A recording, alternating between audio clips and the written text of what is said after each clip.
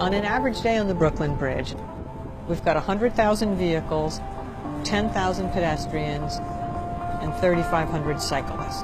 One of the challenges of the Brooklyn Bridge walkway, at its narrowest point, it's 10 feet wide. And anyone who's been on the Brooklyn Bridge on a busy summer afternoon knows that there are just masses of people up there.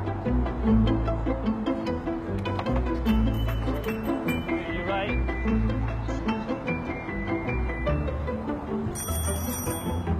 There's the angry ring, and then there's a I'm here ring. I used to use my bell, but nobody knows what that means. So I assume that they don't see me, because most of the time they don't. Excuse me, on your right, on your right.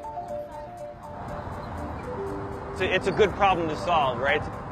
You know, bicycling is now a mainstream mode of transportation in New York City. Almost 1 million New Yorkers now are riding their bikes regularly, and we should be providing for cycling as we provide for motoring in New York City. And that means recognizing that the Brooklyn Bridge is a vital artery in our bike network, and we need to treat it as such. It's a nightmare to ride on here. Right now it's slow, not too many tourists. Try it 2 in the afternoon. Excuse me, excuse me, excuse me, is that right? Excuse me. It gets pretty hairy. Excuse me. It's hard to ride through and pass without hitting someone, especially the small children. Excuse me.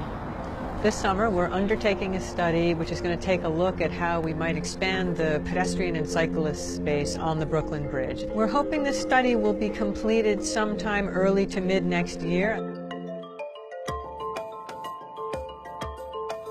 Every time the city has reclaimed space for cyclists and pedestrians, the outcome has been universally positive. Even in Times Square, people said, oh, it will result in Carmageddon and the city's going to grind to a halt. No one would suggest that we should go back to the time when people couldn't walk in Times Square, when you couldn't hear yourself think in Times Square.